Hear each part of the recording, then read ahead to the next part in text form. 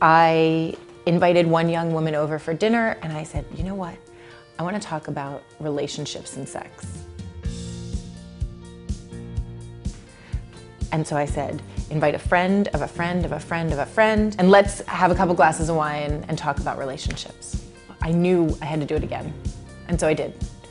And again, and again, and again. And over the course of 2 years, I must have done 24 dinners or more.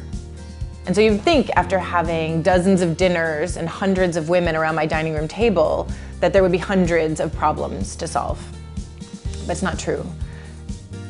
Everybody had the same 4 or 5 challenges that they were facing. How do I find a career that feels like a passion? How do I get respect from my bosses who think that I am a lazy, entitled millennial?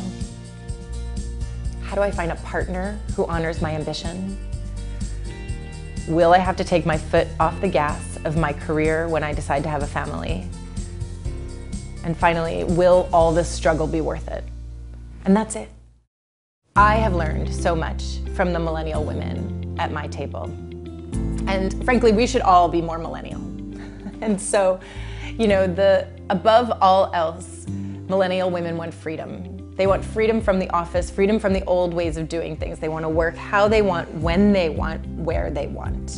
And that freedom that they're demanding at work is going to make this whole work-life balance conversation easier for all of us. It's going to make that conversation, will I have to take my foot off the gas of my career when I have children? It's going to make that conversation easier when they get there.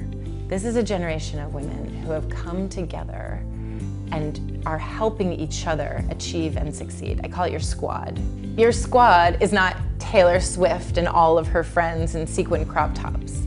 Your squad are chicks who are devoted to helping you achieve and succeed. One young woman who was in finance shifted industries, and she realized when she was sitting at my dining room table that there was a whole life out there waiting for her and that she owed it to herself to find her happiness. It has been magic to see how women have been transformed by these conversations. It's about the relationships that they form and the bonds and this idea that they're hungry to find women who see the world the way they do, that they want to know that they're not alone. I mean, isn't that what we all want? To know that we're not alone and to feel possible and to feel big. That's the magic part.